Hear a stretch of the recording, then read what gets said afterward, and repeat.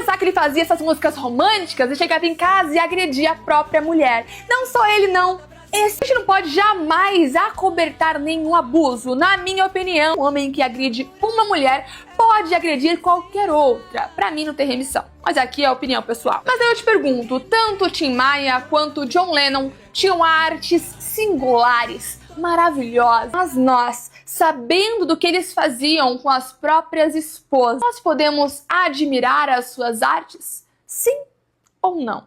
E aí, dá para separar autor de obra? Essa pergunta da Tawane é muito interessante e muito recorrente na filosofia contemporânea. E para a gente responder, então, essa pergunta, eu gostaria de trazer as ideias da socióloga francesa Gisèle Sapiro, que é uma autora que pensa a responsabilidade dos autores e da escrita, e também tem um livro que trata essa questão. O nome do livro, aliás, é Podemos Separar Autor de Obra?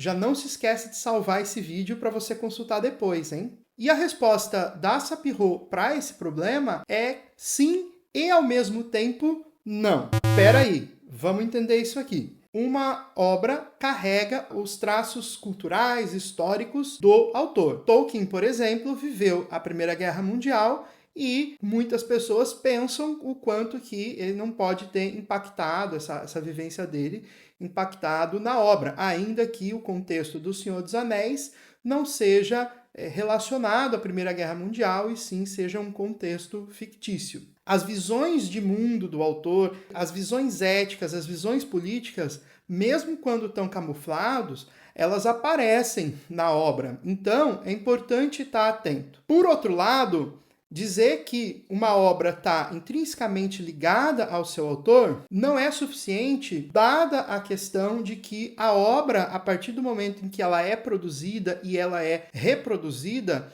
ela também ganha contextos próprios, ela ganha uma história própria. Mais de uma vez, a gente viu pessoas que se apropriaram de obras de maneiras com que o próprio artista jamais pensaria.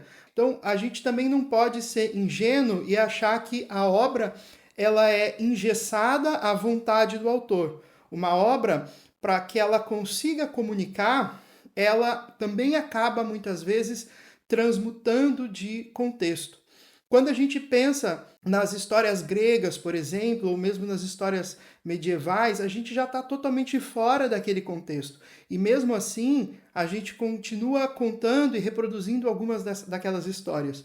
Por quê? Porque elas fazem sentido dentro também do nosso contexto. A proposta da Sapiro, depois de perceber que a separação de autor e obra é um fenômeno muito mais complexo do que, num primeiro momento, pode parecer, é a de que a gente tenha responsabilidade sobre o que se faz. Então, se John Lennon e Tim Maia são importantes dentro da história da música e não podem ser negados, por exemplo, o ideal seria a gente retrabalhar e ressignificar e, inclusive, trazer à luz esses contextos, não deixar escondido que esses autores fizeram essas atrocidades e que isso é condenável, mas que na época eles não foram punidos como deveriam. E mais, o John Lennon e o Tim Maia morreram, mas as gravadoras continuam existindo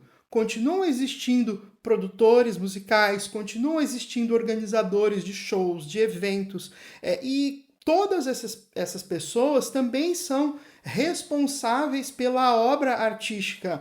Um artista não trabalha sozinho, ele precisa de muitos profissionais em volta para conseguir criar a sua obra de arte. Essas pessoas também têm responsabilidade. Então, nós não podemos separar autor de obra, mas também, para Sapiro, isso não significa cancelar a obra. Isso significa chamar para a responsabilidade e discutir abertamente e com termos claros o problema que está em questão. O que você acha desse tema? O que você acha da proposta da Sapiro? Vamos conversar aqui nos comentários?